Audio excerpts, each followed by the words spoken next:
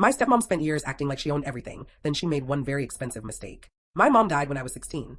It was sudden. And honestly, our entire family fell apart afterward. My dad especially. For a couple of years, he barely functioned. Then eventually he met someone new. Her name was Denise. At first, I tried to be supportive. I really did. Because my dad deserved happiness. And I knew he was lonely. But from the beginning, Denise seemed to view me as a problem. Not openly. Not in a way anyone could point to. Just little comments. Little power plays. The kind that sound harmless until you experience them every day. She'd refer to my childhood bedroom as the guest room.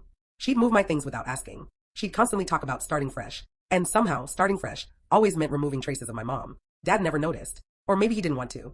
Then one weekend, while I was away visiting friends, Denise decided to clean out the attic. At least, that's what she called it. When I got home, several boxes were gone. Boxes that contained my mom's things. Photos, letters, handwritten recipes, jewelry she had promised to leave me someday. Gone. I remember feeling physically sick.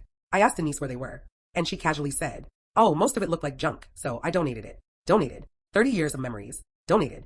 I immediately called my dad. For once, he was furious too. They fought all night. But what happened next was the part Denise never saw coming. You see, there was something she didn't know. The house wasn't actually my dad's. Years earlier, after my mom got sick, ownership had been transferred into a trust. And according to the trust documents, the house legally belonged to me when I turned 25. I was 26. Dad knew. Mom knew. The lawyer knew. Denise somehow never asked. So while she spent years acting like she ruled the place, she was technically living in my house. A few weeks later, after the dust settled, Dad made a decision. He filed for divorce. Not just because of the boxes. Because apparently this was the final straw in a very long list of things he'd been ignoring.